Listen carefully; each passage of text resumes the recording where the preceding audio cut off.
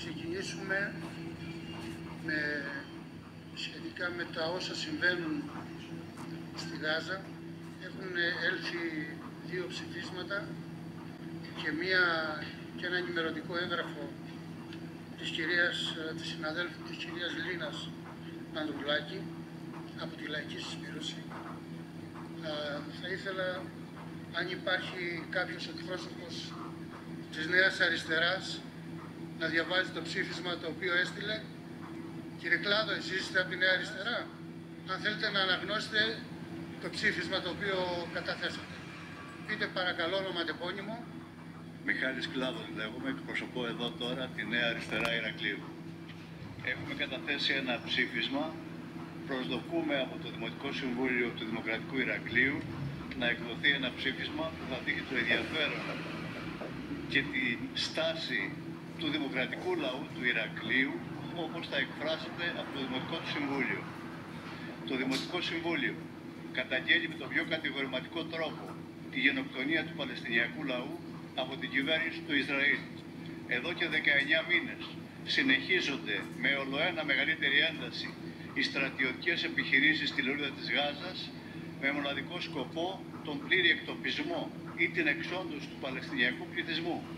Οι συστηματικές επιθέσεις σε ΑΜΑΚ, οι βομβαρδισμοί σχολείων και νοσοκομείων, η ολοσχερής καταστροφή ολόκληρων οικισμών έχουν οδηγήσει σε χιλιάδες νεκρούς και τραυματίες και χιλιάδες εκτοπισμένους.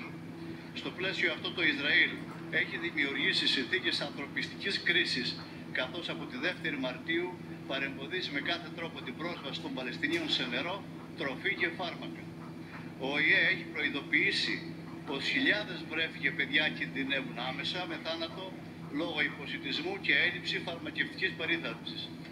Καθημερινά μπροστά στα μάτια όλης της ανθρωπότητας διαπράττονται εγκλήματα πολέμου κατά παράβαση κάθε διάταξης διεθνούς δικαίου και σε πλήρη αντίθεση με τη στάση των λαών όλου του κόσμου, συμπεριλαμβανομένου και του ελληνικού λαού που διαχρονικά εκφράζει την αλληλεγγύη του στον αγώνα του Παλαιστινιακού λαού.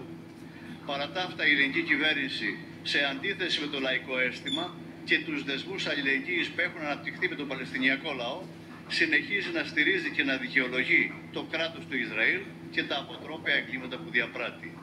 Ως Δημοτικό Συμβούλιο, θεωρούμε καθήκον μας να σταθούμε στο πλευρό των λαών που αγωνίζονται για την ειρήνη, ελευθερία και δικαιοσύνη. Απαιτούμε εδώ και τώρα να σταματήσουν όλες οι στρατιωτικές επιχειρήσεις του κράτους του Ισραήλ και να επέλθει η κεχηρία. Να ανοίξει τώρα η δίωδος για ανθρωπιστική βοήθεια, ούτως ώστε να αποσταλούν άμεσα νερό, τρόφιμα και φάρμακα στον λαό της Παλαιστίνης που κινδυνεύει από λιμοκτονία. Να καταδικάσει η ελληνική κυβέρνηση τα εγκλήματα πολέμου που διαπράττει το Ισραήλ σε βάρος του Παλαιστινιακού λαού. Να διακόψει η Ελλάδα κάθε στρατιωτική συνεργασία με το κράτος του Ισραήλ.